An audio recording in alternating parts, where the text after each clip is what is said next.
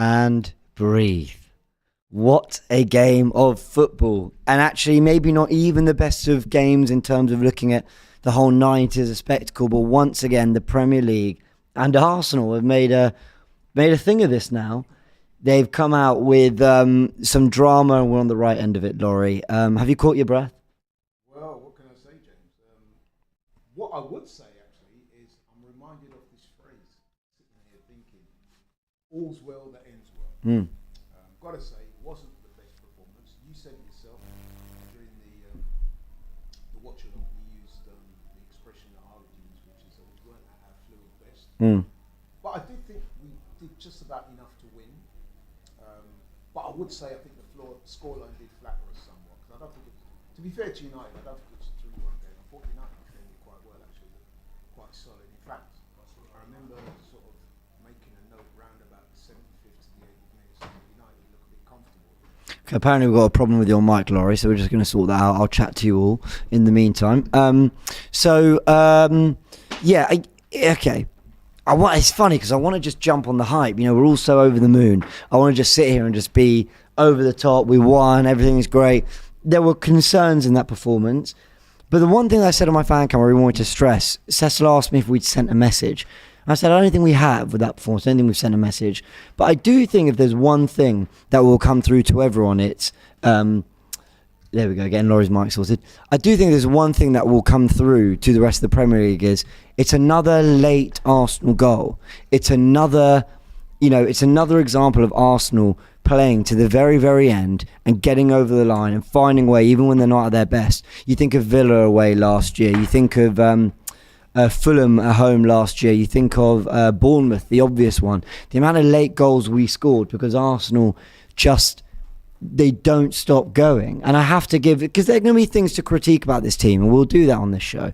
We're going to look at the game as a whole, but I want to start on the positives because of how euphoric that end of the game was. We fought to the end. Yeah, absolutely. And I've got to pick out one man for that. I thought he was good throughout, actually, but Declan Rice. Yeah, I thought he was definitely Arsenal's man of the match. Yeah, I thought he was the best player on the pitch, actually. Yeah, he could certainly make an argument for that being the case. And what I liked about Declan Rice is that in that moment, he didn't shirk the responsibility. Now, when I say that, I'm not having a go at other Arsenal players. I'm just saying that when that ball came to him, he could easily have looked for the pass. Yeah. But he was very direct. He thought, no, I'm going to have a shot. He tried his luck. Got a bit fortunate because, you know, Onana tips a ball onto the post and it goes in. But if you don't shoot, you don't score.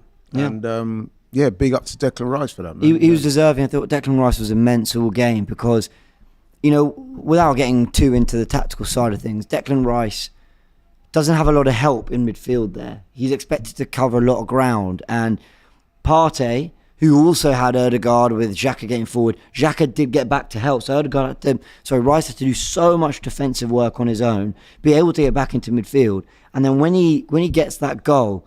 I think you get to that point in the game where it's that late and you almost say to yourself, if this falls to me, I'm smacking it. You know, you almost, regardless of what's going on, it's this late in the game, I've got to get a shot off here if we can. And there were quite a few moments where Arsenal had shots they could take and didn't, or should have gone wide and ended up taking a shot they shouldn't have. You know, that corner comes from Odegaard taking a shot from distance. And that is sometimes, you know, there's luck and then there's earning your luck. Yes, for example, Man United fans are saying it's so unlucky Garnacho was offside. You could look at it that way. Or you could look at it as Gabriel was immense to just hop, straighten his body and just pull all his body as far behind the attacking player as possible. And he earned us that. I think today Gabriel showed why he needs to be in the team. We are definitely better defensively with Gabriel in the team. I think today showed that. I'm not saying that he was outstanding because, you know, he wasn't outstanding, but we just look a better, more solid unit with him in the side. So there's that debate going to continue as to why he was being dropped in the first place, because let's face it, he was dropped in those previous games. But I just hope that now he stays in the side. But yeah, you're right, James. If you, like I said it in my fan cam, go and watch out people out there. I did with Cecil. I said, if you don't chance your luck, if you don't shoot, you won't score. So big up Declan Rice, you know what I mean? And he's already starting to repay some of that 105 million. What do we make of Gabriel Jesus' little cutback Oh, finish? man. I mean, that is talk about composure. Johnny Evans is still sliding. Sliding up. Yeah. I think he just about... I was wondering what that sound was I heard. Yeah. Ruined that man's career. That's cruel of Gabriel Jesus, man. Johnny Evans just come back to United. And Jesus just... Yeah. No, but seriously, man, I said it on my fan cam as well, that the one player in the Arsenal team that I would absolutely back in that situation, one-on-one like that, with him through, would have to be Jesus. Yeah. And he showed why there. It's funny because he isn't the one it's okay, put him through on goal to take that chance. He's not up there for me in the squad. I think Trossard is a very good finisher because it's on his left foot. Maybe you're looking at but to sit a man down like that. That's what I was going to come on to. But to do exactly what he did, which is send him flying and then stroke it into the back of the net like that. There's nobody I'd expect to do it better than Jesus. He had a really, really good cameo. He came on and he started to make us a focal point and he started taking players on. And even though he didn't have very long and not a lot of it was coming off, he was just at the heart of what was getting us through on goal and starting to cause that defence problems. If anything, I thought he should have come on sooner. Yeah, there's one criticism I had of the manager today is that, again, I think that sometimes the substitutions... I mean, I was frankly astounded when I saw United were making subs before we were. Yeah. You know what I mean? I'd have thought they'd have been the happier with how it was going, You know what I mean? And I have to say as well, I was surprised when I saw Maguire and Johnny Evans come on. I mean, I know there was an injury to Lissandro Martinez, but anyway, that's their issue. It's not ours. But I would have liked to have seen the subs made earlier, because as much as I'm an advocate for Eddie, he tried his best out there today, but it wasn't quite happening for him. So you're looking to see something a bit different. And you're right, James. The minute Jesus come on, you could see he was providing the United defenders with a different type of problem. What do we make of United, right? Because if I'm to give them some sort of credit, I think I'd say they were very direct and in a good way. They were, when they did get in and around a penalty area, they looked sharp and created decent chances. I also thought they had a good shape defensively. But let's also just say, right, they have spent so much money on this squad. And yes, so was Arteta. And I thought they were so negative. I think on the first half, they played a bit of football. But I thought they were just so... I don't know how to explain it because I don't want to be too harsh, because they were also having chances via the counter-attacks. You could say it's part of the game plan. But I don't think they were doing too much to, I don't know, make me think that... they weren't sticking it on us, is what I'm trying to say. No, they weren't doing that. But okay, I didn't expect them to be honest.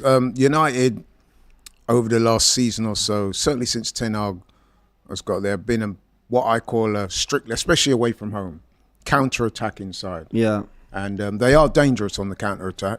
We saw that with Rashford. You saw that when Garnacho come on as well. As soon as they get the ball, they're looking to ping it forward. Rashford, Martial, Anthony. I thought Anthony had a decent game, actually, today. Yeah, I don't know. I thought he looked okay. But they did look quite threatening on the counter, although that did dissipate towards the latter half of the second half. Well, Eric Ten Hag's moaning. Thought we played a very good game, but everything went against us. It was not offside for Garnacho. I've got to admit, right, I did the information station, as you know, and when that was being reviewed, I was fearing the worst. Because to me, I think he can consider himself a little unfortunate to be given offside. I think that's the type of decision that you might get when you're at home. I'm not complaining, obviously. I don't know if I agree. I didn't think it was a clear offside, did you? Yeah, well, no. Okay. As in looking at it live action and watching the still, I can't tell, but they bring out the lines. And I don't think anything is wrong with the lines. They've drawn it to his sleeve, Garnacho, because that's the furthest you can, and they've drawn it to Gabriel's first bit. Unless there's a picture that emerges that says otherwise. He said they looked to the wrong angle. I disagree. And then he says there was a penalty on Højlund. Don't agree with that. No, I don't know. I'm not sure what he's talking about there. That was because Højlund and Gabriel were going at it, weren't they? Yeah, Højlund didn't even that was just complain. two big, strong guys. Then he says it's a foul on Johnny Evans for the second goal.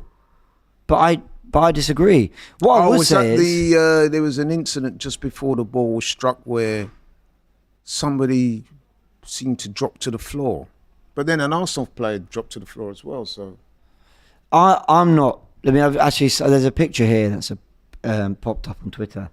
I don't think you can say for sure that Garnacho. Some people are saying it's a shambles. He's onside. I don't see James, that. I see the offside. I honestly think that is the type of decision that if United were at home and their fans are baying for blood, they probably get that. We're at home, we get it. I mean, listen, United fans need to be careful in how they prosecute this because, let's face it, when they played Wolves, they got away with one there, didn't they, with Onana and a penalty. So yeah. Things kind of do. But then maybe they had a few go against them against Tottenham. Although actually Lissandro could have conceded, the Romero handball. Yeah. Look, we're going to be talking about decisions all the time. I don't think today was I do think Arsenal deserved the win. I think ultimately when you look at all the chances and who, I mean, if you look at it in isolation, just the result, you think 3-1, that makes it look like Arsenal totally dominated. I don't think we did that. It's marginal. But I do think the best team won. You lot can't see this, but Laurie can see what's on my screen. They've drawn the blue line to Gabriel's shoulder, which is definitely the furthest part of him. And then they've drawn the red line to his sleeve. So I think Garnacho's off.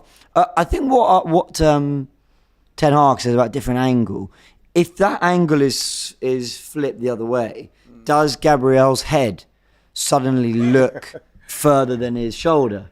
I think what some people would say that it's so close as to render it a little bit unfortunate to rule out a goal like that. I think that's probably where he's coming from when he feels yeah. But it is what it is. VAR has spoken and they've gone in favour of us and we'll take it. Yeah. Because I guarantee you there will be incidents throughout the season where we don't get those. You know what I mean? So we'll take it. I mean, they did end the game, man. But I've got to be honest. When I saw it at the time, I did think that they were going to rule in favour of the goal. They ended the game with Maguire, Johnny Evans at centre-back, and then Dalot at left-back. I mean, okay, they've clearly got injury problems. If you're having to bring off your two centre-backs and rotate there and all that. I don't know how much of it was forced. I think Lisandro Martinez has seemed to be an injury. Yeah, he definitely. I don't know if it's because Lindelof was on a yellow card, maybe. Yeah. But I thought it was very strange that he swapped the centre-backs. But again, maybe he didn't have much of a choice. We've got some soup chats. And Martinez was definitely injured because you could see just before he went off, he whispered to somebody. It could even have been an Arsenal player. Yeah, and he got injured making a stupid tackle again. Yeah, well, rash diving and he gets injured. It's like, well, why'd you make such a stupid tackle? Well, he likes to be known as the butcher. Unfortunately, today he probably butchered his own self. Let's talk about some of the other big decisions. Saka, should he have been sent off? Seen some United fans say. He was a bit fortunate, but no, it wasn't intentional to, it's one of those ones that when you looked at it and it slowed down like that, it always looks worse, doesn't it? Yeah. But what I would say about Saka, it wasn't his best day today. Javier asks if there are any updates with FANZONE. There seem to be issues. It's all getting sorted out in the back end, and we will let you know very shortly. We hope to have all of you giving your thoughts. So do download the FTV Plus app and give us your thoughts. It wasn't Saka's best day. No, let's be real, because we're going to go through the players in a bit. I actually thought Saka was poor, but you know what I think does wind me up about Saka one year. I understand Man United fans are going to call for a red or a yellow card because they've seen Saka go down the ankles of Bruno, and it doesn't look good. It doesn't look good. But let me also flip it and say, we got the free kick. Why? Because Dalot had his arms all over Saka, who's trying to turn away from him. Yeah. So does Saka make that challenge if he's not being brought down by Dalot? So I actually am in the camp that I don't even think it's a yellow. Oh, you don't? No, because if I kick you in the head, it's a red card. But if someone grabbed my foot, head, it's going to hurt. And then if someone grabbed my boot and started flicking my leg into your head, like I know that's a very extreme example. I know Bukayo Saka still kind of makes the challenge by like leaning out to try to get the ball. But what I'm trying to say is he's doing his all to try keep the ball, keep possession. If he loses it, Man United are attacking at our final third. So there's pressure on him. He's brought down. He catches Bruno late. But why does he catch him late? Because he's been brought down. I look, the yellow, okay, I think it's harsh. But yeah, so I'm calling for a red. I really don't see that. No, that's a stretch, man. Yeah. That's a stretch. No. Other big decision, Havertz. Penalty, then not given. Yeah, we got to talk about Kai Havertz. Let's talk about the penalty first. Okay, the penalty. Not for me. No. Not I think I agree. But you know what I struggle with is there is contact from Wan-Bissaka's right knee to... Barely, though, isn't it? He looked like he was trying to pull out of the tackle. I wouldn't say it's barely. I think he's caught him. But what I'd say is the reason I don't think... Was it enough for him to go down? No. So here it is, right? And I know everyone's going to think I'm doing mental gymnastics, but just hear me out, right? I think he's looked for it. I think when you slow it down, you can see his movement doesn't look natural. So he's either looked for it or maybe he's trying to dodge the tackle, whatever it might be, but it doesn't look natural. And then he goes down. It's quite similar to the Eze one at Palace, and I said that wasn't a pen. So I agree with that. But the one thing I'd say is that decision that would have been overturned in the past? You know, is that different to the Rashford one that they won against Forest last week? You know, that's a good question. I would argue it's not too dissimilar. You know, two players running at full pace. They're caught a little bit. Maybe they're leaving their leg out a little bit. Maybe they're buying it a little bit. But my thing is, I don't think that kind of penalty has been overturned before.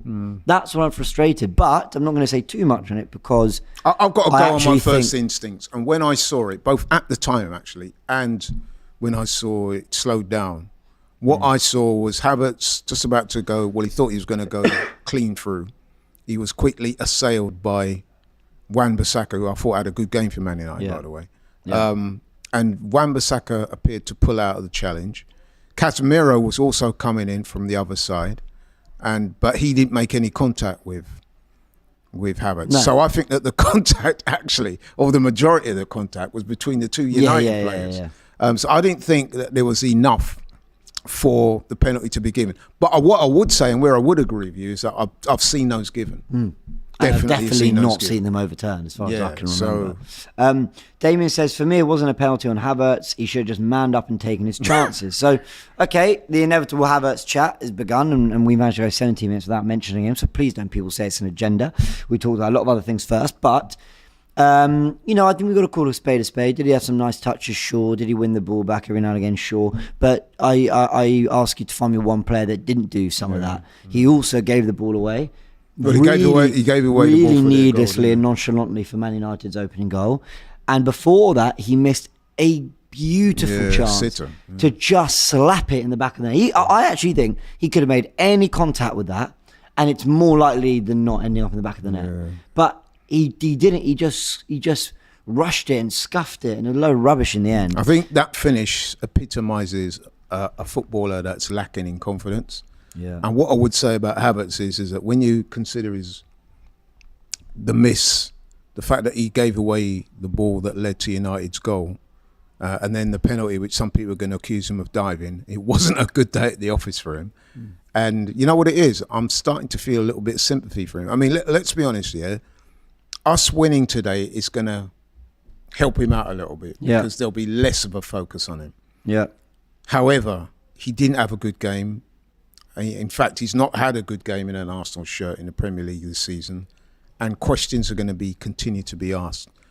I think that for the next game after the international break, it befits the manager to take him out the firing line. I'm not saying remove him from the team completely, but I think he needs to be benched, and he can come on against Everton at some point. You know what I mean? I think to start him, it's getting to the stage whereby you're putting almost too much pressure on the guy. You know what I mean? That's how I would deal with it. But Declan Rice. It's not a lost cause. I just think that his confidence level is not quite there. You have to remember that he came into the team or into the club with a little bit of, how can I put it, skepticism. Yeah. A lot of the fans were a bit surprised, myself included. They raised their eyebrows. A lot of people weren't convinced. We're 4 games into the season. I know that's only 4 games. The level of scrutiny is such that people are always going to be looking at your performance. And so far, it has to be said, he's not had a good time. No, I agree. I'm actually just put my headphones for a sec so we can get an update on FANZONE. I want to ask you about Declan Rice, who got the winner, and I thought was immense today. I know we touched on him briefly, but that's a £105 million impact, isn't it? By the way, if we could also get a word on fan zone and how we're looking for that as well. But yeah, I mean, what I would say about Declan Rice is, James, is that in games like this, you're looking for your big players to step up and have an impact on the game, and he certainly did that today. He was excellent throughout, and then he sealed it with that shot at the end, which was basically, although he won 3-1, that was the winner, wasn't it? Yeah, technically. It was the winner. So, from an Arsenal fan's point of view, that is fantastic. That's why we brought him, you know what I mean? For moments like this, for games like this, and he's delivering. But he's not just, I mean, he's delivering, but we're asking so much of him as well. It's like, I can believe the amount of ground he covered today. I'm going to get his heat map up. A real athlete.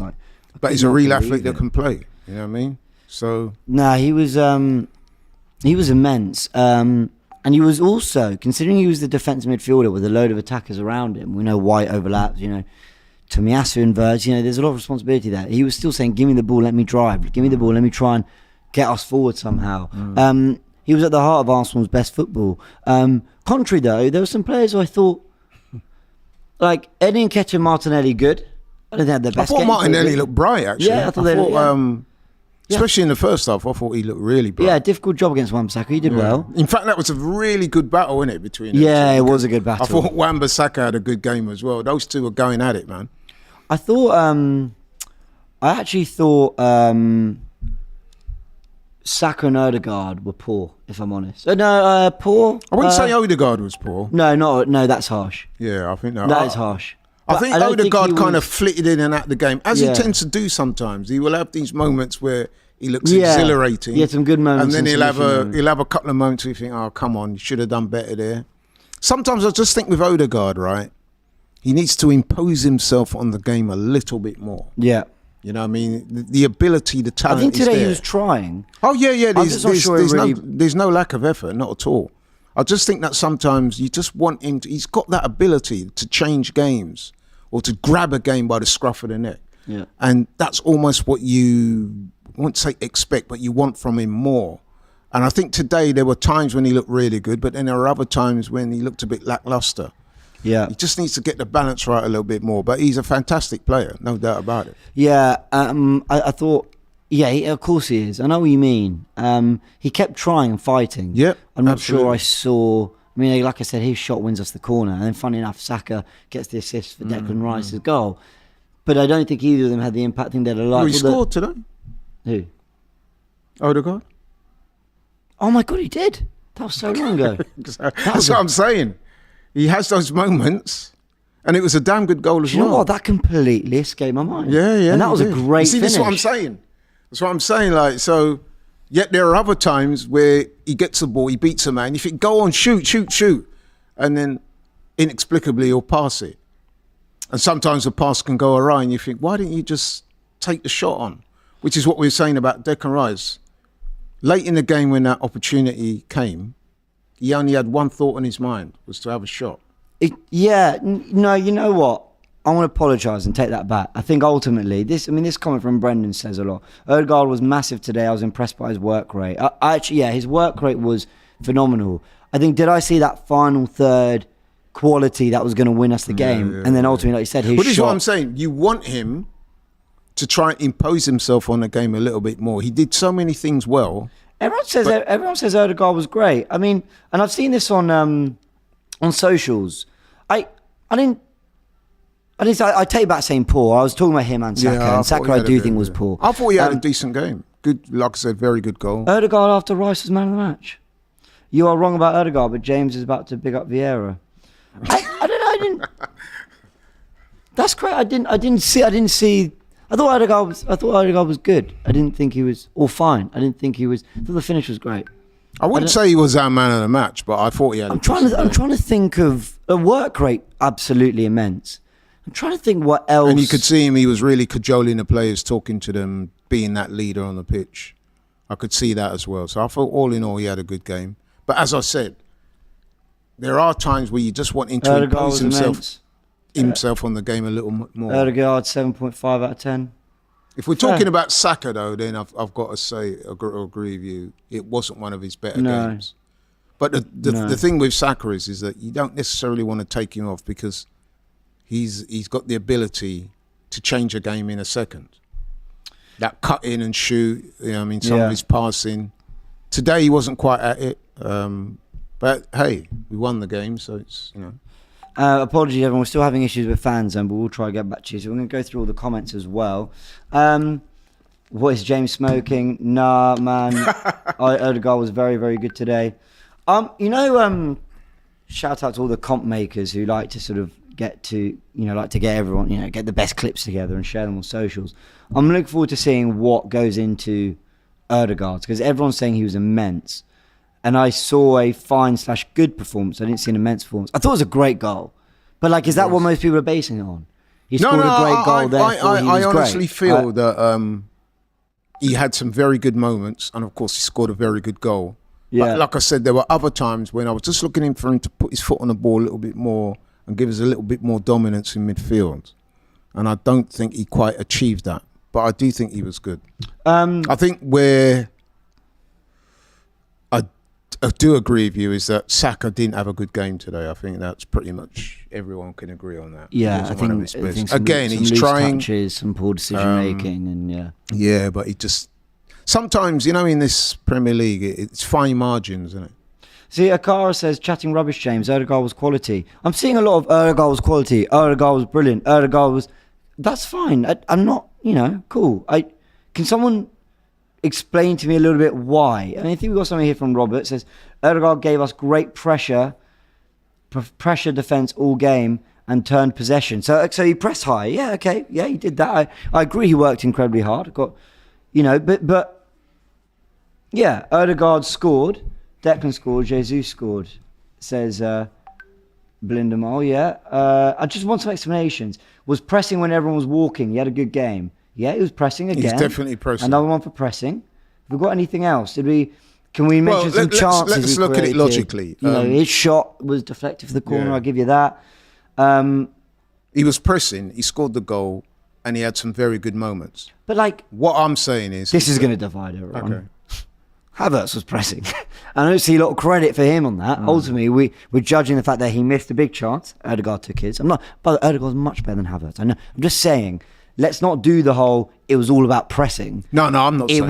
When Havertz isn't getting the credit for when he does press. I love Odegaard. I'm one of Odegaard's biggest fans. I just don't know where I saw... Pressing? Yeah, Scatlar says he was poor going forward today. Yeah, outcome bias. Odegaard was not good, says Sebastian. Okay, so other people are seeing that too. Yeah. I don't know. Where I would disagree with you, James, is that I don't think he was poor. What I would say is that... Yeah. His pressing was good. He scored an excellent goal. The work rate, etc., very, very good. And there were moments when he did look really good. But then there were other moments when he didn't quite. You know what I mean? It's difficult. I wanted him to impose himself on the game a little bit more than he did, if that makes sense. Well, we've got this. I think this is the closest I've found to a good outcome. A good explanation. Isaac says, Odegaard clutch with the first goal and defensive organisation not to let United build up. Was a leader on the pitch. His only fault was turning over the ball a few times that resulted in counters. Yeah. Okay, that's a decent explanation. Again, That's fine. It's a game of opinions. That's fair enough. Is it a little unfair of me to expect him to dominate a game, especially a game against Man United, who are very creditable opposition? Maybe it's a little unfair, but he's judged by a high standard. What I saw from Odegaard against Man City in the Community Shield, was him twisting and turning and running around players and playing through balls. There are a few passes he attempted in behind Saka that he didn't get right. I felt there was a few moments where he should have rolled it out to White and he went for the shot instead and it didn't happen. There was that one moment, this is a great example, right? He got the ball on the edge of the area and I think he should play it out to White. He ends up sort of feinting and darting around the whole team till he gets basically to a better angle on his left foot, but the shot's still blocked or whatever. Some people might go, oh, look how skillful that was. He got the shot off. I think he made the mistake all the beginning. Should have given it to White. So, I don't know, but look, it doesn't matter. We won. We were brilliant. We weren't brilliant, but we did brilliantly to win it in the end. Let's talk about the defence, and then we'll kind of talk about the game as a whole and what it means. Ramsdale, apart from one poor pass in the first half, I thought largely was, did everything he had to do. Yeah. Ben White, Saliba, Gabriel, Zinchenko, what do you think? The back four restored? Yeah, exactly. I want to shout out Gabriel because, like I said, it was his first game back starting, and I thought he looked really good. I mean, don't get me wrong, he wasn't man of the match or anything like that, but I do think we look a much better unit with him inside than without. I mean, that combination, for example, of him and Saliba, it's got to be one of the best pairings in the Premier League. Why would you want to break that up unnecessarily? So listen, I know the managers tinkered or used different options, but I'd like to see after the international break that partnership of Saliba and Gabriel is restored. Because if we're going to win the title, man, we need a solid defensive unit. And we did look solid today. And like I said, we are coming up against guys who can play. I thought the last 25 minutes we looked like we could really be got at and opened up. I think that's because we were chasing the game and the players were tiring. We weren't really as committed to the press today. But then you've got to think, once again, Man United 1-0 up. Why? A mistake and one chance. And you think, it really doesn't take a lot for them to score, does it? I sort of think that, you know, the defence, a bit like Rice, had a lot of like individual battles to win, and that's why I give him a lot of credit. Zinchenko, I don't think was exposed defensively today at all, even though he had to come into midfield and do his thing. I thought Gabriel was brilliant today, really put his body on the line. Saliba as well, covered really well. Ben White had a few difficult moments against Rashford, but we also got to credit the opposition. Rashford's a very good player. Exactly. He's very good in one-on-ones, and White largely dealt with a lot of that. And then, like we said, Gabriel steps up and plays Garnacho offside and essentially wins us the game with that. So that was big as well. And I want to give credit there. But there's still something about Arsenal and Arteta, that the fluidity isn't there. We just look a little pedestrian in the final third, a little out of ideas, yet we are still finding a way to create enough sort of decent chances, which is weird. You know, I don't think we were as good in this game as we were in the 3-2 win in January against them. But we were... But we sort of had as many good chances, if that makes sense. It's probably the two home games prior to the game today. It's definitely the better performance out of those. Well, you think this one was better than... Yeah, than the Forest and the... yeah, I think so. You've got to take into games. account the opposition. Yeah, it was. What was interesting as well about that game is that, because I was doing the information station, the stat kept coming up. It was only towards the end of the game that we actually registered more possession than United. Yeah. For large spells of the game, they had a lot more possession than us. But what was interesting was that we were limiting them to very few shots on goal. Okay, looks like we might have FANZONE running. Apologies everyone for the delay, but just as we hit the half-hour mark, we can do half an hour of chatting to all of you by downloading AFTV Plus as well. So we're going to see, just go through some of your thoughts and take Big some up of your him comments Huncho, as well. by the way, for coming on. And Yeah, I felt he bad. knows his stuff, man. He knows his football. Oh yeah, absolutely knows his Arsenal. And I don't know how he does it wearing that mask all the time, man. Yeah. Do you know what I mean? I was surprised I didn't knock today. it off when I jumped on him in celebration. I felt a bit bad, but shout out to him, Huncho, euphoria of a for goal. coming on, man. Yeah, he's got an album coming out on Thursday, so look out for that as well. Yeah. Okay, let's go through some super chats. We're going to get Elliot's thoughts as well. Amar says, City will rip this current Arsenal team to shreds. See, Amar, I disagree. I don't think Arsenal look defensively all over the place enough to get kind of torn apart. You know, you say that. Why didn't they do that in the Community Shield? What's that? You love boxing. What's that thing? Styles make fights. Absolutely. And now Arsenal, if they're playing Man City, who they respect more and understand what they can do on the ball, they're going to have a more condensed shape. So I don't think City do rip us apart like they didn't rip us apart in the Community Shield. What I do think is concerning is I think we've got less of a punch now against City. I don't think we look like we've got that knockout blow like we did last year. That ability to just, you know, bam, 2-3 passes, cutting in goal. And that is why, though, the win today is such an important win, because sometimes the result is much more important than the performance. So, okay, people look at that result and they say, oh, 3-1, you must have smoked them. We didn't smoke them. Yeah. But having said that, we weren't at our best and we've beaten a quality team like United 3-1. Yeah. So going forward, especially as we're going into the international break, that gives the team a real lift. It gives us more confidence so that when the Premier League does resume again, I think it's September the 17th against Everton, we're ready to go, and we're good. We're good to go. It makes me laugh when people get so irate in the comment section. What are they saying? Jules says, why don't you talk about how poor Saka was? You conveniently skipped past him. We didn't. No, we you talked said about that he it. was poor. Well, more, come on it, come download AFTV Plus, come on full time, and we can talk about it. No, but I'm pretty sure you said that, didn't you? Yeah, I That did. Saka Said he was poor. So, But and I mentioned some loose touches. I thought he was poor in the final third. He missed a massive chance as well. Almost as bad as Havertz. I don't think it's quite as bad. So we've called it out. What more we can say? Come on, James. This game was much more controlled than the 3-2 game. There's never a time today where I thought we would lose. You guys cry a little too much. See, the thing is, Ewan, you said you didn't think we'd concede. Or you said there's never a time today when I thought we would lose. Well, this was the difference between us losing and winning. So you can't say that. Because if it's off of Gabriel flinging his whole 6'4" body back somehow, and Garnacho just by millimetres going a fraction too early, we lose that game. Yep. And then Rashford had a chance where I think it was blocked by Saliba, but there was another shot off. They had moments. I think last year they also had moments. I think they attacked better last year. But I thought we were much more fluid last season in terms of they're going to have raining on if their you goal. look at some of the players and, that they've assembled in that team, they are good players, top quality players, internationals.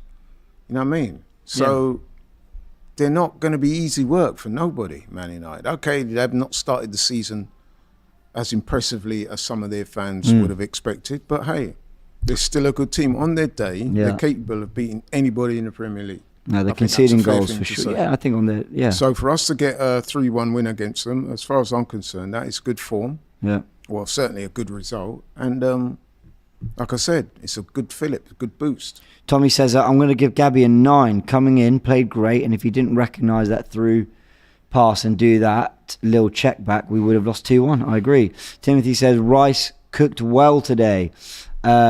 With regards to WR team is that cool. With regards to Kai, I think he needs to be benched for a while, but we just need to be patient on him because left centre mid is not his natural position. I cannot lie, I miss Xhaka right now. Mr. Rager says people say Vieira or Smith Rowe for Havertz, but realistically, if Partey's fit, Rice should be the one playing in Xhaka's role, giving Odegaard more space. Come on, you Gunners.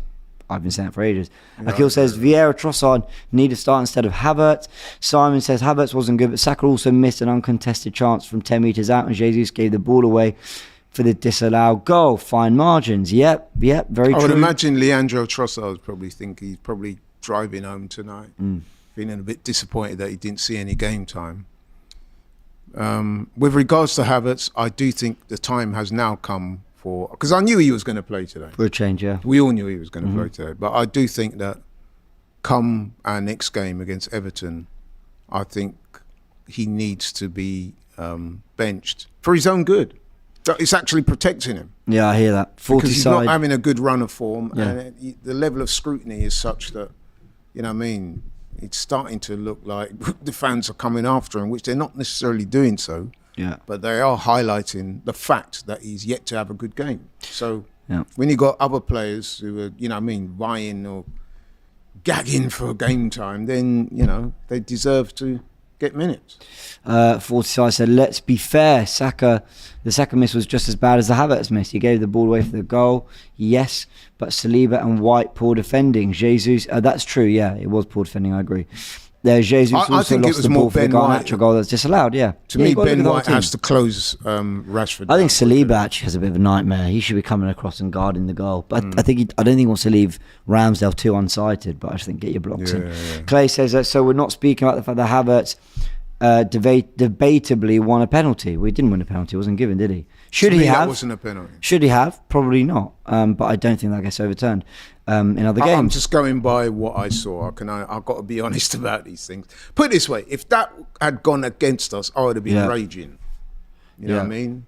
Paul says Martin Odegaard netted his 25th Premier League goal for Arsenal, while he's now scored more league goals than any other gunner since the start of last season with 17.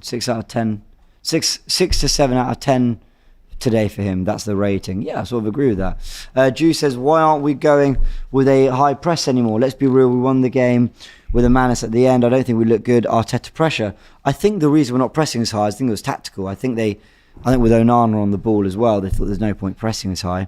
Sahil says, from United's point of view, we were much better today than the game at the Emirates last season. Jorge and Amrabat will be game changers if we can get our defenders back fit. 4 injuries will hurt any team. Coming from Man United fan Sahil. Right, 20 minutes to go of the stream, and we think we got your thoughts. We think we've got you up on FanZone. So let's talk to Elliot first. This should be entertaining. Elliot, how about that? A complete change in mood from a week ago. Arsenal get the 3 points. Gentlemen, how are you? I'm good, man. Good. How are you? James, Laurie, I'm doing relatively well. I thought it was hey, you know what? We pulled it out of the bag when it came to. Some of the corner, some of the men again. Shades of Bournemouth with Declan Rice now being taken to our heart. And quite simply, you know, we did what we had to do to get 3 points. Because listen, the chasing pack to Man City, I think all won today, and this weekend, sorry. And you know, we needed these points. We needed these points. It was definitely. It was time to the pump track. And when that goal from Declan Rice came in, listen, I nearly ripped my back. Really ripped my back. When that Rice goal came in, say that again. Sorry, it cut out. I said I nearly ripped my pants. Oh right, okay. It's one way to celebrate. But one way to celebrate. I was standing on the floor and all. It was a solid win. We needed that. We move on to the next match. But again, a few things to discuss. Gabriel, where for our Zao, we needed you so badly. And you know what? You came to the fore for it. And it's a wonder why we haven't seen you in the last few matches. I think if we had in the Fulham match, I think it would have been you know 3 points against 4, quite simply. And Gabriel was a difference. And it certainly showed that today. And, you know, I don't know all this speculation that happened before, but thank goodness he's still here now. And he was, you know, totally instrumental in having that Man United goal disallowed. And he was immense during the whole match. So, again, credit to him. And we come back to the whole Havertz. Yeah. Said it once. I said it again. It needs to be taken out. Very unequivocal. I think we agree. I think we agree, don't we? Yeah, listen, I think I'm starting to feel a bit sorry for the player because, like I said, he's not made the best of starts. He's come into the club, £65 million signing, and a lot of people were sceptical from the outset, myself included, to be honest. And it's getting to the stage now where he's had 4 games. He's not had a good game in any of those 4 games. Had a poor game today, if I'm being honest. I mean, he missed an open goal, then he proceeds to give away the ball that leads to United's goal, and then he dives, hoping to get a penalty, which he doesn't get. So it's not been a great day for him. I think there is a player there, but I think the manager now needs to put a protective arm around him, bench him for the next game, bring him on, and hopefully he can have an impact against Everton. Maybe do something really big, like score a goal, provide an assist, and start to up his levels of confidence. Because what we're seeing at the moment is a player that's down on confidence. Yeah.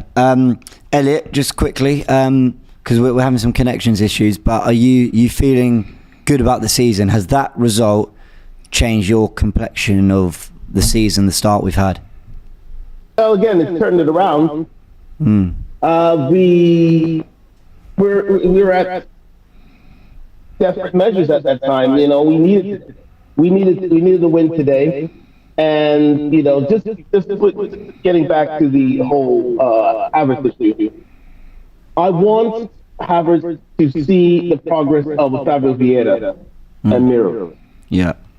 That ball that Vieira gave for Jesus on the final goal was simply spectacular. And it was a goal of confidence. It was a goal of a man who went through it, came out the back of it, and is a better player for it. And I think Havertz should mirror the progress of a guy like Fabio Vieira and realize that, listen, Rome wasn't built in a day. and we need to.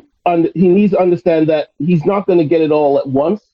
We can give him time, but I guess Arteta has to play a part in this. For him to be thrusted into the spotlight like this and been asked to perform to a certain level, commensurate of this championship challenge side would be immense, and he's suffering for it. Yeah. And we need to, he needs to dial it back. But again, getting back to your question, yes, we needed that win. Yes, it was immense. We go into the international break on a high, and it is thankful. It is hopeful that we bring in a guy like Fabio Vieira into the side come the next match, because I think it's time. Yeah, I think it's his time too. Elliot, always a pleasure to hear from you. Thank you, man. Take care, bro. Big up. Let's bring Javi on next. Javi, how you doing, my friend? Very well. How are both of you doing? I'm good. You know what I just watched back on my screen here? The Vieira pass for Jesus for that third. His weight of pass and his execution, not his timing. The amount of so many players are taking extra pass because they don't want to get it wrong. I think he recognises that he has to feed Jesus before he's offside. I'm not saying he had the most amazing impact. I actually thought Jesus had a better impact as a sub, but he had that big moment, and fair play to him.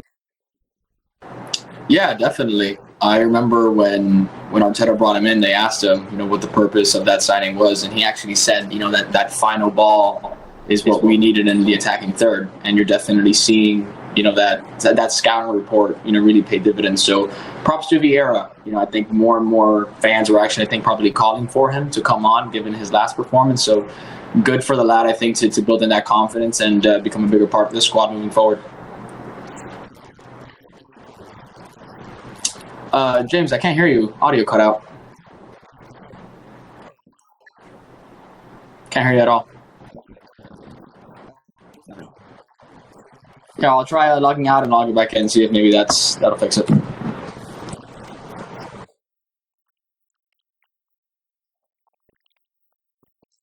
Ironic now. Listen, I'm pleased that people are calling for Fabio Vieira, because previously he was much maligned, wasn't he? Yeah. In fact, he was getting the So same isn't it stick. funny how quickly things change in He's football? getting the same stick that Havertz is getting now. Yeah, let's just go through some other super chats while we're waiting. Where did I get to?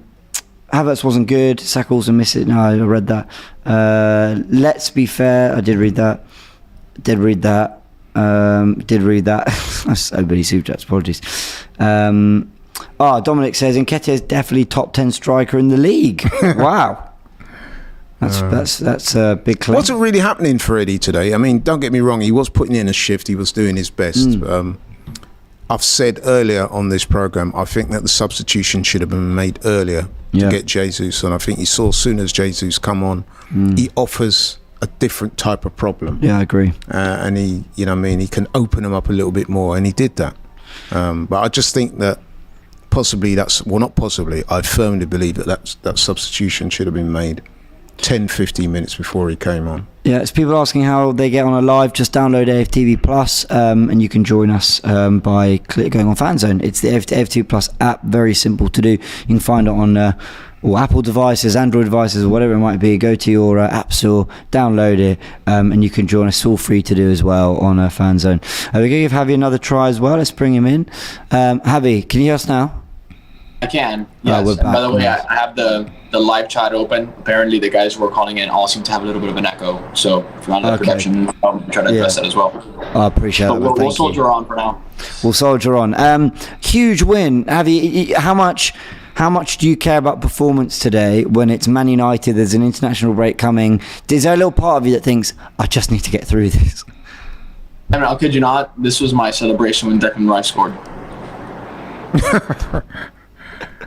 Because, it was just so frustrating. And the third one I was able to celebrate because it was I guess just, really the nail in the coffin if we were going to see it through. Yeah. But, yeah, man, just not a good game, really. I mean, listen, there were negatives and positives. I know many guys after this kind of win, they never like to focus on the negatives. We can touch on that and then go into the positives. The first negative that I have to touch on, and perhaps it's a horse that I've been beating for a while now. Partey once again being injured for a big game. This guy has missed 1 out of 3 games in his Arsenal career. He's 30 years of age. I was calling him. We spoke over here in the States a long time about it. I said, this guy's 30. He has a terrible injury record. This is the perfect time to sell him and reinvest. And again, another key game, he's out because of a groin injury or whatever. Meanwhile, we see Rob Holding talking about how Ben White had a grade 2, grade 3 hamstring, and he's soldiering on. So I'm telling you, it's not that I have an agenda against this guy, but it's just, he's proving me right.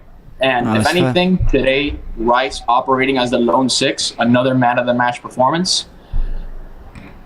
I think if anything, it shows that, especially with the old system that we had, that he can definitely play that. And listen, those Man United attackers are nothing to sneeze at. Those are difficult guys to handle. So if I'm the club and I'm thinking about trying to be ruthless in the market, I'm definitely looking to move on from Thomas Partey. Yeah, it's harsh. I think I understand that, like, ultimately, how can you have your starting 6 when number 6s are so important in football today? How can you have someone who's so, well, you can't depend on him in terms of being fit for not just the majority of the season, but just key moments as well? Like, he missed the first game against Man United of last season. He missed as well. That was Old Trafford. He then missed the big game at the Emirates against Man City. That was, everyone talks about the 4-1 battering at the Etihad, but the one was the Emirates. And we always thought the Etihad, we could play brilliantly and lose that. It was about trying to beat them at the Emirates, and he wasn't available. And I just think this is where it's so great to see Rice play so well in that role, because I like Jorginho, but Rice today just covered acres of land all on his own. The slide tackles, the interceptions, the drives, the passes forward, and then he gets the goal to top it all off. He was the big game player today. And I want to know your take on Odegaard today, because everyone's in the comment section telling me he was immense, and I'm like, what did I miss? And I think I'll dial back and go, no, he was good, because obviously he scored the goal, and I think he worked really hard. But I think Rice was the guy that did it for us. James, you were spot on. You were spot on. I don't know why you're getting so much abuse all the time. It's crazy, because I think you were spot on. Today, I think his final ball today and his passes into the final third, I think were very, very poor. I can't really tell you how many chances he really created. There were a couple of times in which he needed to lift the ball or perhaps chip it over the top, and he played it through, which is easily intercepted. He wasn't his best today. Good goal, you can't take that away from him. But in terms of what you expect from your main creator on that pitch, to go ahead and actually be the one to unlock the ball and do something well, that didn't really come from him. If anything, I think the best pass of the game probably came from Eddie Nketiah when he bodied the defender, rolled, and then with the outside of the foot, slotted in Havertz when he had that penalty appeal. But Odegaard wasn't at his best today. We were spot on about that. He worked really hard, and that's the one thing I'll always say. If a player is struggling to have the impact in the final third they want, at least work hard and give us that. And he always gives us that, Martin, and I love that he leads with the armband like that. I think what I would say on Odegaard is what you said previously, which is I thought he had a decent game. I mean, we have to say that the goal, you get a goal like that, that's very good. I also thought his pressing was good. And what I would say about Odegaard is that he had moments, but what I would also say is that I was looking for him to have more impact on the game, to try and take the game by the scruff of the neck, which he was unable to do. Yeah. We've got this, Jamie, from Jamie in the comment section. I'd love to know your thoughts, Javi, because he's coming for me as well. He says, you have no medical experience and don't train with the players. Emotional take. This is on Partey. I just think the number of games Partey has missed is a fact. It's not about medical experience. I'm just telling you, this is his 4th season. So I think 2021 was his first, 21-22, 22-23 was his third. So this is his 4th full season at Arsenal. Another big game, Mr. Injury. Do I think he's a brilliant player? Yes, I really do. I think even me and you have debated that a little bit, Javi. I think he's superb. I'm delighted we kept him because of his quality. But it's a fact that he's not dependable right now. Yeah, I mean, and I encourage everybody to go back and watch the tactical analysis show that you did with Graham last season regarding Thomas Partey. He's missed 33% of the games in his Arsenal careers. So out of the 3 years that he's actually been here, he's had a full probably 39 games now out. That's a whole entire Premier League season from a guy that everybody says is pivotal, okay, to this team being at its best. So if you're going to rely on that guy to be at your best, and he's unreliable, then common sense and logic, Mr. We're being emotional in the comments. Common sense and logic and a lack of emotion would say, move him on, get 40, 50 million, and reinvest in somebody who's 24, 25, and perhaps has a higher ceiling. So this is why I was actually very unhappy with the summer transfer market. We're very ruthless in certain areas, but then very lenient in others. With Kieran Tierney, we were ruthless in loaning him out, but we left ourselves short in the back. In the goalkeeping position, we want to be ruthless, and we want to put in our list of priorities, bringing in competition for Ramsdale. But in terms of getting a different profile of striker, we're not ruthless. In terms of, once again, not hooking Saka off when he has a poor game, not being ruthless. In terms of Partey, who's 30 years of age and has a poor injury record, not being ruthless. So are we being ruthless, or is there just, a little bit of favoritism going on here? Let's call it what it is. I think their questions. Yeah, I think their questions worth. I think you asking, make some very salient points there. To be honest, it's difficult to argue with them. I guess those types of questions can only really be answered by the manager. But yeah, they are salient points. Yeah, and that's coming from a man who's a big admirer of Partey. But it has to be said that the injury record is poor. And what mystifies me is that previously to this, I didn't hear of any injury concerns when he was at Atletico Madrid. No. He's come to Arsenal. I mean, I heard Declan Rice the other day talking about how rigorous the training is and how it's unlike anything he's experienced when he was at West Ham. I'm just wondering, are some players being worked too hard in training so that come match days, they're prone to injury? That could be a concern. It's also interesting, and before I go, James, it was probably you who had that conversation where you brought in, I think it was a physio and a doctor who actually talked about the Thomas Partey recurring injuries to address, once again, Jamie from the chat. Sorry, man, I'm not trying to come for you.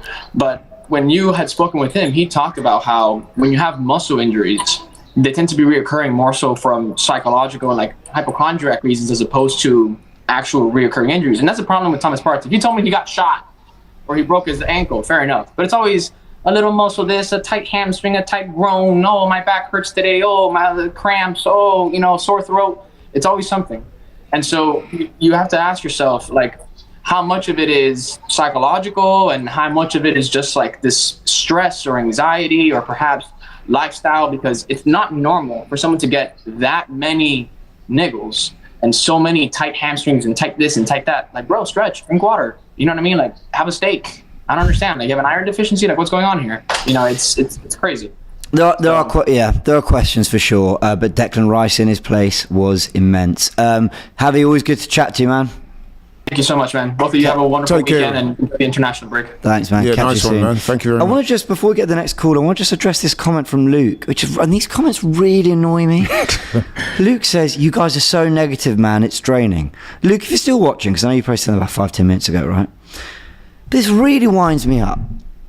Because we can sit here and be euphoric and pop champagne and act like everything was great today. The pom-poms out. It wasn't. Arsenal today, we're poor in a lot of areas. Yeah, I mean, listen, we were that. sitting here, right? Let's be brutally honest. Yeah. And we were 5 or so minutes away from really feeling dejected and disappointed with the performance. We were when Garnacho rolled into the back of the net and by this much we got away with it. So what really winds me up about you guys so negative, we've been live for 58 minutes. I'd say for the first 20-30 minutes we talked about a lot of the great stuff that Arsenal did. Fabio Vieira's impact, Jesus' impact, the fact that we fight to the end, the fact that we never give up, the fact that Declan Rice was brilliant. We mentioned lots of great things, but and I people got into my head about this when we beat Everton 4-0 last season, and I sat here going, we weren't as good as we were when we beat Leicester 1-0 away.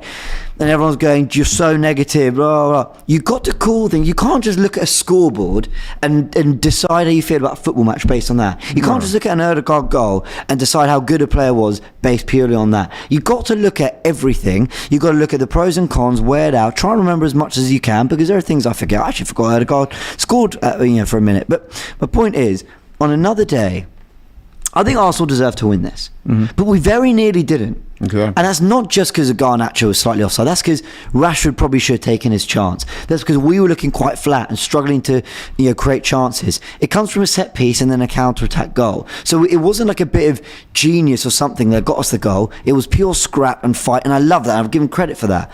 But let's also not pretend Arsenal were better than they were today. And they were this shouldn't be. But there were bad moments. This shouldn't be underestimated. Our role in this whole AFTV setup, presenting these games and doing the content, we kind of have a responsibility to be honest with what we're seeing. So we can't gas people up and get the pom-poms out when it's not warranted. I don't think that would be doing doing right by the channel. In fact, I think it would be doing a disservice. We don't want to be seen as that. We want to be seen as objective people. We're not calling ourselves experts by any stretch of the imagination, but at the end of the day, we do watch a lot of football, and we do take our role seriously. And if you're asking me to, be objective and to assess the performance today, I would have to say that over the course of the 90 minutes, yes, we just about deserved to win, but it wasn't an enthralling performance. No. It wasn't. In fact, none of the performances have been. No, I agree. So come on now, we're not being negative. We're just calling it the way we see it. I will say, if they go out and spank United, then we will get the pom-poms out, and then people like yourself will be saying, "Oh, you're going overboard. It's only one game." So come on now, try and see it from where we're coming from as well. And fair play, Luke's had to come back and reply to what we're saying, and this is what I love. We can disagree about things, but cool. He goes, "I get the analysis, and I've just joined recently, so maybe my comment wasn't fair. But it was more aimed at the fan who came on, who only really made negative points. I get that." And fair play for saying you joined recently, so maybe you missed the beginning. There's a lot of comments about sort of, come on, it's so draining. Why are you always moaning? Why are you crying at everything? And I just think because there's a standard that Arsenal need to get to, that Man City have set. And last year we came on leaps and bounds to try and close that gap. This year we need to see whether we can. And the one thing I think we've kept is our fight and our determination. That got us the win today. Last week it didn't happen for us, but anyway, appreciate the conversation. There's some other comments, but let's go into some more callers. I believe we've got some more callers on full time as well. Is it Kian? Did you say we've got Kian? Kian, of course it's Kian. Hey guys, how are you getting on? Good, but apparently we're being too negative. So let's talk about the positive. It's on a serious note. Yeah. We had the better chances, and we fought to the end, and that will always count for a lot. Yeah, and I think the way we look at it is we've got the win. That's the main thing. We go into the international break with a win. We're better off than what we could have been 10 minutes earlier, maybe if they had scored. I think in general, with fans, especially with the comments, they're always going to be fishing for some controversy or something, so you're always going to get that. I know that from experience myself. That's always in football, I suppose. But I did say to myself, I'm going to be playing Cecil's Rice Baby all this evening now, just to enjoy the win for sure. Are you sure you want to play Cecil's version of it? Or? Oh yeah. Has to be FTV version, I love that. Let me ask you this. This is a great tweet from Ghana Gunner. It says, "Be honest, Arsenal fans. What was going through your mind after Garnacho scored? Let's hear it." Well, I'll tell you this. My girlfriend was in the same room, and she had to leave when they scored because I was literally effing and blinding, literally with the whole thing. And then obviously, so literally, I think that 10 minutes of that period from the goal until we scored, I was literally a roller coaster. And I've never jumped so hard when Rice scored, which is good, just great to have that. And I think it's part of Rice paying off his big package deal, as people say, as well. Do you know what's funny? I went more mad for the Jesus goal. I think when the second one came in, there's that, we've won it. But the third one, there's something about, like, it's sealed now. Like, with that, when the second went in, my brain just went, they're going to have 2 minutes here. Hold on. When the third went in, that's when I knew the 3 points were secured. Yeah. And I only went and jumped on an artist who is one of the biggest in the UK rap scene. Myself. Yeah, I think something happened to all of us, but that's what football does. That Garnacho moment. I haven't asked you, Laurie. Can I just tell you where I was when Garnacho rolled that in the back of the net? You're all going to think I'm talking rubbish. I'm genuinely being serious here. Yeah.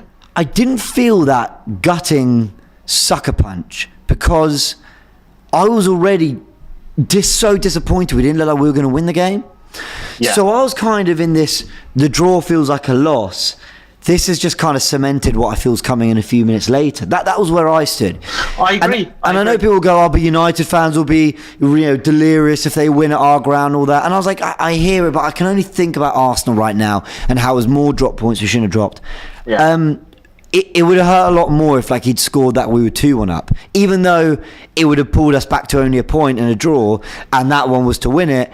I think that's what I'm saying. I just thought it didn't look like we were going to, But Lauren, what did you think? I must admit, when that went in, I had a severe sense of dejection, and I'll tell you why. Interesting. Because I think Turkish leading did too. into this game, I knew it would be a difficult game. I thought we would win. But one of the main reasons why I wanted to win this game so badly is because, as we all know, we're just about to enter into the international break. You never want to go into an international break off the back of a loss, especially when going into this game there'd been talk about the performances not being good. So that would have made things so flat that it would have been a horrible week or so, week and a half or whatever.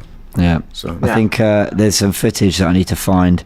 I'm seeing pop up on Twitter of United view both celebrating the goal and then very quickly seeing Odegaard equalise. But that was a good response. So how long was there in between? That would have been the 27th. There was a minute. So Rashford in the 27th and Odegaard in the 28th. Wow. Yeah. So there's the next passage to pay equaliser. Also, you mentioned about obviously Martin Odegaard. I agree with both you and Javi in regards to, I think his performance today wasn't as great. He got a great goal.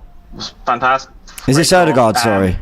Yeah, Odegaard. Yeah. And I think what United did well was they put Eriksen on him. There were several times when we tried to pick Odegaard out, but Eriksen was able to get to the ball before him, because throughout it was mostly Eriksen, but then they kind of rotated, so Casemiro at times did come on him. So they tried to, after he scored the goal, they tried to completely shut him out, which they did very well.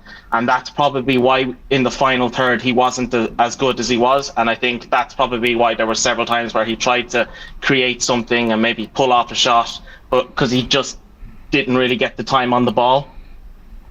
Yeah, sorry, Keane. Sorry, I was cutting out just there at the end. But I agree with your general kind of analysis of Odegaard for sure. Yeah. Keane, it's always a pleasure chatting to you. Thank you for being a regular and always calling in. Please call again in a couple of weeks' time, or actually we'll be running FANZONE throughout the week as we always do. So I hope the missus is sort of with a more. She's recovered.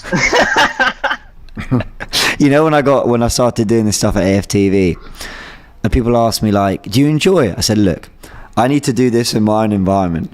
And then I come home and my lovely girlfriend goes, how's the game? And I either I just talk because it's gone great, or it's let's not talk about it. I've left it all to work. Exactly. She'll go, fine. So there you go. Kieran, always a pleasure. Thank you very much. Take care, bro. Thanks for the call. I think who have we got next? Sorry, I didn't quite hear. Michael from Boston, of course. This could be poetic. It always is. It's Michael from Boston. How you doing? Have you had a haircut?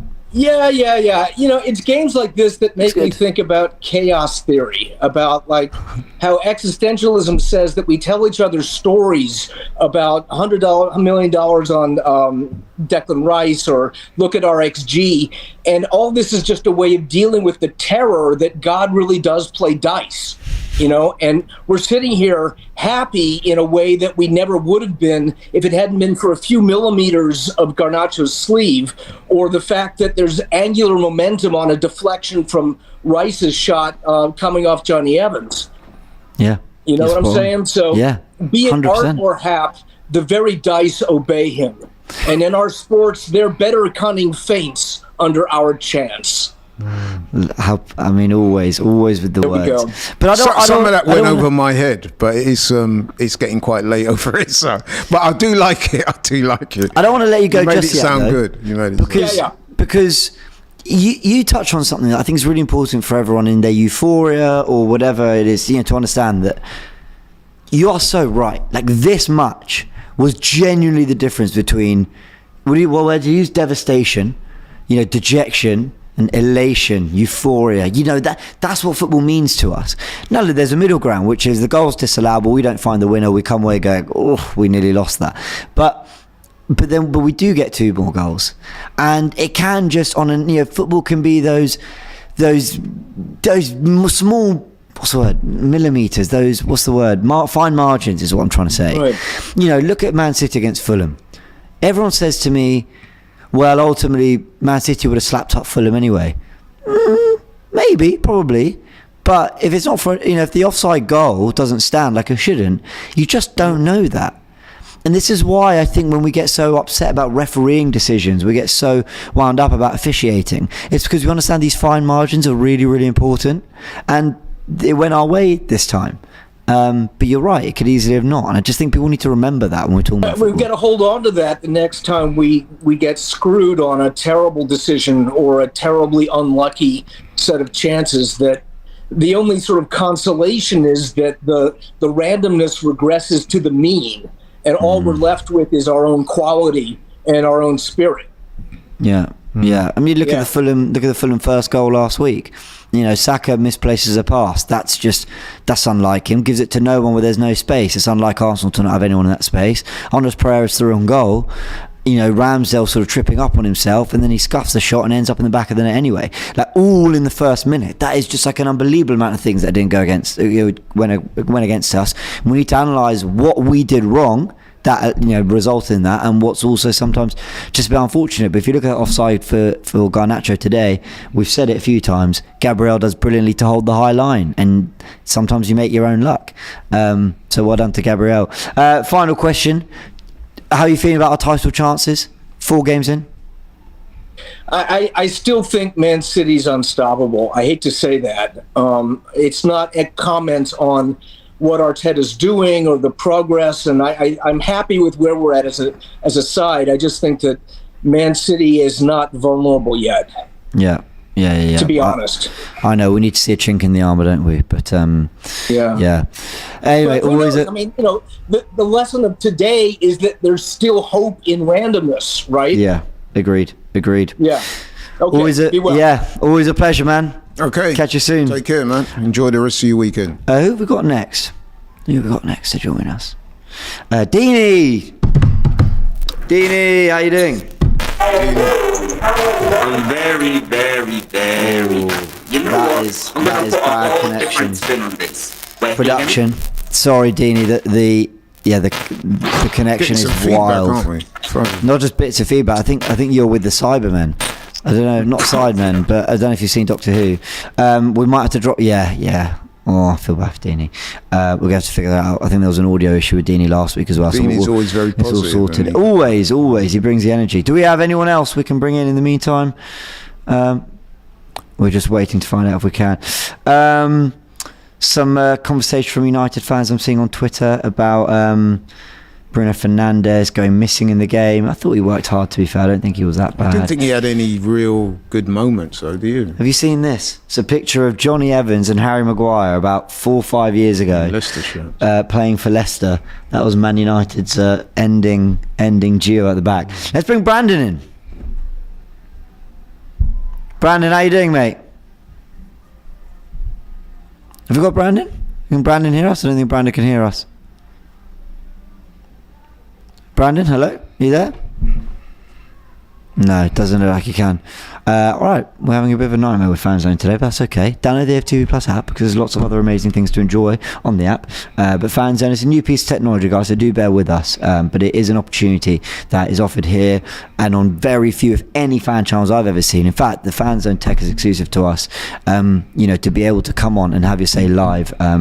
So, yeah, apologies we couldn't get that working. Wondering if we have any more callers, otherwise let's just go through some super chats that have come in.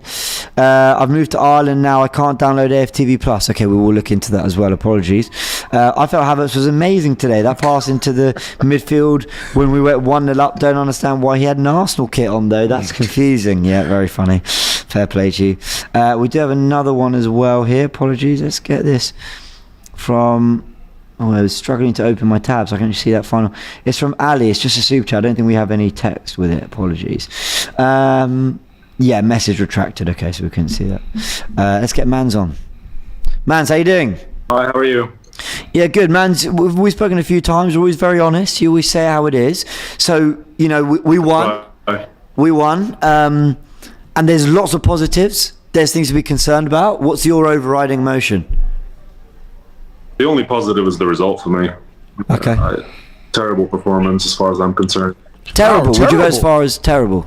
You really? Yeah, no, I don't. Honestly, I don't. Second half, especially, very bad performance. Maybe it's just because I hold this team to a different standard now since last season. I understand that. Or maybe it's because I'm not as reactionary as 90% of this fan base. I have different leads to pick out with players. I don't like Saka's performance. Martin Odegaard, I thought wasn't good at all. So I'm not the only one. Sorry, man. So I'm not the only one who didn't think Odegaard was immense James, today. I guarantee Comment section, you all. guarantee you.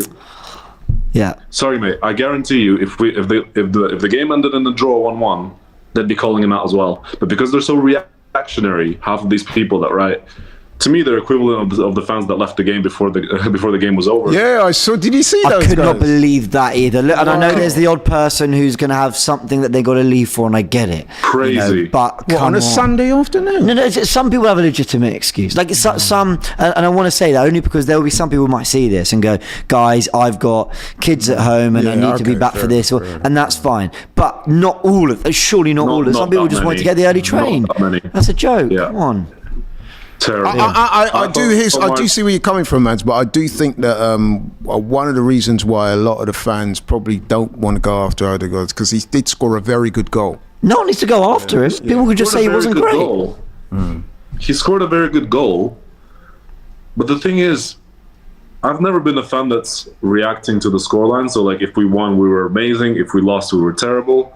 I look at the performance overall. I see no fluidity in our game anymore. I see players that are very confused with the system. When players don't know what to do, they just pass to Saka or Martinelli. I didn't like the performance. I'll tell you whose performance I liked. I liked Declan Rice. I thought he's been amazing since the beginning of the season. I thought every game has been on it. I think Martinelli has been good despite what some people have been saying because he's active. He tries to take players on. I thought he was good. I thought Wan-Bissaka has a headache. As far as players that are not on the pitch, I have Saliba. As far as players off the pitch are concerned, I have a few words to say on Thomas Partey, but I don't have the medical experience, so I'll just keep it to myself. So you're not impressed? With No, his medical I record? wanted him to stay, and I've been saying it all summer. Don't sell him, and I don't take that back. I think that we should keep him, but that should be his last season at Arsenal. He's now hit 30. He's always injured. We have to be ruthless off the pitch, and we have been ruthless, I think, most of the time. Quick question: what did you think of Gabriel today? And Saliba. I thought he was very good. I thought he was very good. I'm glad we're clear on that. He showed why he should have been playing. That's exactly. He's definitely shown that today. He saved us. He said we should have lost the game. He saved us, not because United played well or they deserved to win or they had so many chances, but they did catch us. Yeah. And it was a matter of centimeters. So I don't understand why people are praising the performance. Short term, I was happy. I think this game showed why I shouldn't watch the games at home. Should probably go to a bar. I thought my kids away when Gabriel Jesus scored that goal. I hear that. Something just popped up on my timeline. It's Gabriel's battle with Rasmus Højlund. I thought Gabriel was really in the wars there and made sure he had to show a different side to his performance, not intercepting, anticipating, but actually dealing with a really rugged, strong number 9. Yeah, that was like some MMA stuff going on there. I thought he did well there, Gabriel. He did. Although Ten Hag. But I think it's because he doesn't know Rasmus Højlund. Like you can't study his game because he hasn't played a game in this league yet. Yeah. So I think he's thought, a 19-year-old coming on the pitch, that shouldn't be, maybe physically he underestimated him. But Rasmus Højlund is a powerhouse by the looks of it. He's going to be a problem for some players, for some defenders in this. Well, I didn't realise it was his flick that gives it to Bruno, who then he rolls it into Garnacho. So yeah, it was a very good cameo from Højlund. All right. Mans, it's always a pleasure chatting to you. I love that you just bring it, as real as it gets, and whether we agree or disagree, you say how you feel. I've sacked Arteta about 10 times during the game, so I might as well have. Can I just ask you very quickly? I think I sold Havertz twice during the game. Can I just ask him very quickly his thoughts on Havertz today? Yeah, funny enough, I have a problem with Arteta more than with Havertz, because at this point I don't blame Havertz. If the manager decides to put him on, that's not his fault. It's the manager's fault today that he's put him on, and I blame Arteta a lot for keep persisting with Havertz. He got some Wenger stubbornness in him for some reason. I don't understand why he persists. He's kept Vieira I know we've signed him for 35 million, 30 million less, but you kept Vieira on the bench for a whole season last season almost. Why is that such a big problem to do with Havertz? You see that our game is changing. You see that the players around are not as confident on the ball anymore with Havertz around. You see him making mistakes. He's missed an open goal today, in my opinion. And I kept saying in the first half, take him off for himself, just for himself. Put him on in an odd cup or something and make him integrate into the team. He's not integrating very well. He's receiving all this criticism. He's not going to be confident. And what does Vieira have to do to get on from the start? What does Trossard have to do? Another assist and big moment from Vieira. Man's always a pleasure. Always a pleasure, James. Thank you so much. Yeah, thank you very much, bro. Appreciate it. Got one or two more callers, I think, to round off the show. We've just got this super chat from Alex. Says, Arsenal dominated the game. United scored against the run of play, and we won. You all, James and the callers, are acting like we're being unreasonable for expressing positivity. No, Alex, let me correct you. And I thank you for the super chat, and I appreciate adding to the conversation. But my issue, I've not tried to shut down anyone's positivity. I've only tried to bite back at people who are calling me negative and saying that I'm being, way too harsh on the team when there are negatives to talk about. This is full time. It's a reaction show where we react to the 90 and we talk about everything that went right and we talk about things that went wrong. I'm not shutting down anyone's positivity, but I think to say Odegaard was immense, okay, I don't agree that some people think that's fine. Listen, football is a game of opinions. In answer to that caller, yes, it was a great result. Did we dominate the game? I don't think we did. Were we at our fluid best? I don't think we were. But where I would agree is that we got the win. Yeah. I do think that we were the better side, so I've got no problem with the win. But I do think that 3-1 probably flattered us a little, if I'm being honest. I think it flattered us a bit, but do I care? No. I mean, we talk about it here because we're analysing the game, but I don't really care.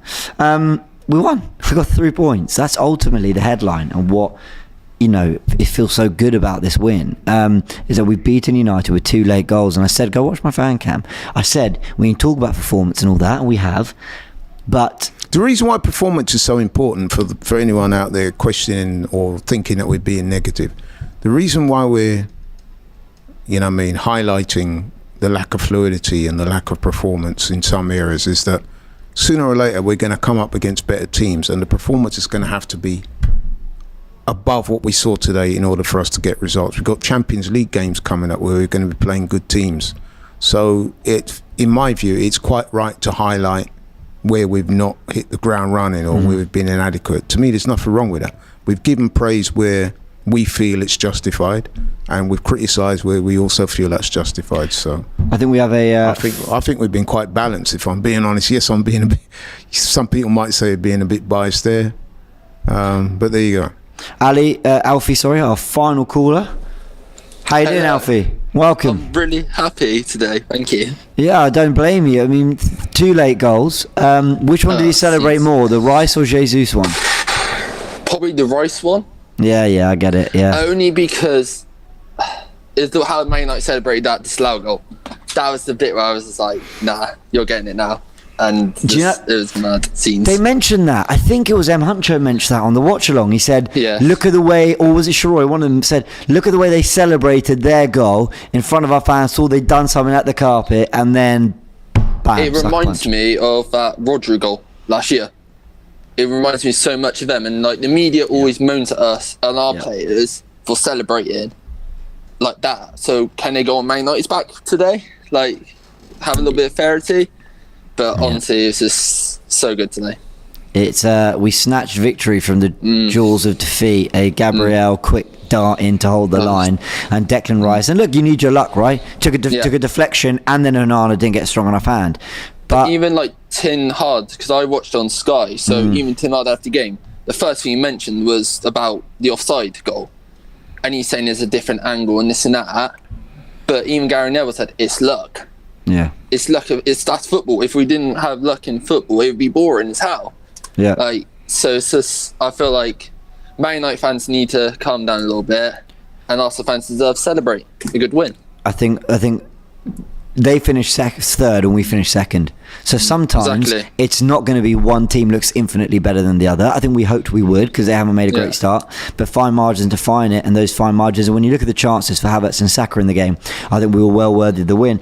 This isn't Arsenal related, but I just want to get your reaction quickly, and yours too, Laurie.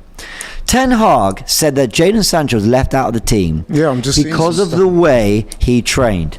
Jadon Sancho 3 minutes ago I just saw that myself. Just tweeted this statement: people, don't believe everything you read. I will not allow people saying things that is completely untrue.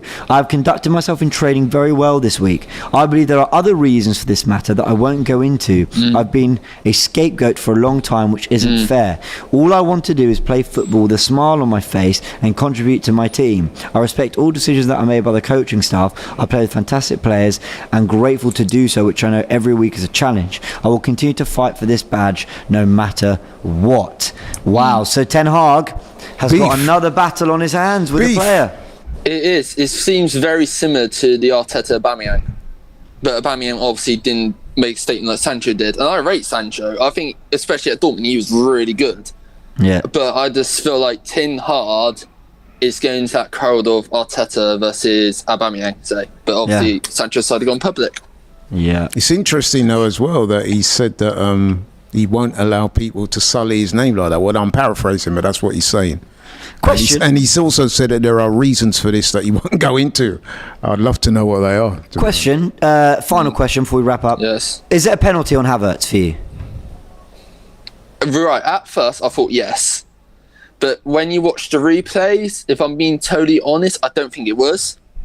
Because he did hit Wan-Bissaka's leg himself. So I feel like if it was against us, we would have been going mad if it was given. So I don't think it was a pen. It's not for me, I've got to admit. I don't think it was. But can I ask you a question quickly? With the whole Kai Havertz situation, with the whole Arteta keep going on about it, is there a point where you think fans should be able to give a little bit of stick to all Arteta, not Havertz? Because in the stadium, when I was watching on TV, it sounded like fans were getting annoyed at Havertz more than Arteta.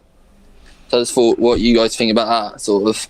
Listen, we can all expect and demand Kai Havertz to play better, but you can also chuck me on the pitch and expect me and demand I do better. But if I'm not at the required level, I'm not at the required level. Now, clearly Kai Havertz is a Premier League footballer, a German international, and has shown potential. So yes, so we are right to demand a little bit more of him. But if he continues to struggle, and I think he had some nice moments today, but largely was poor and had some really poor moments. And then Fabio Vieira starts doing well and doing his thing, and Rice getting forward as an outlet. Then you rightly start to question why we're not seeing.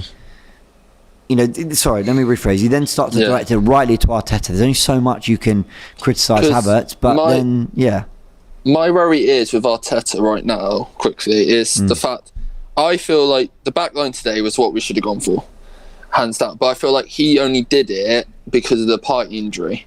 So I'm a little bit worried about he's been, Laurie said, a little bit too much like Wenger used to be at the end of years, sort of his reign. So I feel like that's a little bit of a worry. But I'm not going to worry about it now because we won 3-1, like you said. So it's like we've got a 2-week international break to mull it all over. Tactical insight tomorrow. Largely, I think let's just enjoy today, and the post-mortem can start tomorrow. You've been fantastic. Thank you for joining us. Thank you. Thank you, bro. And a big thank you to everyone who joined us. Oh, I can hear myself properly again.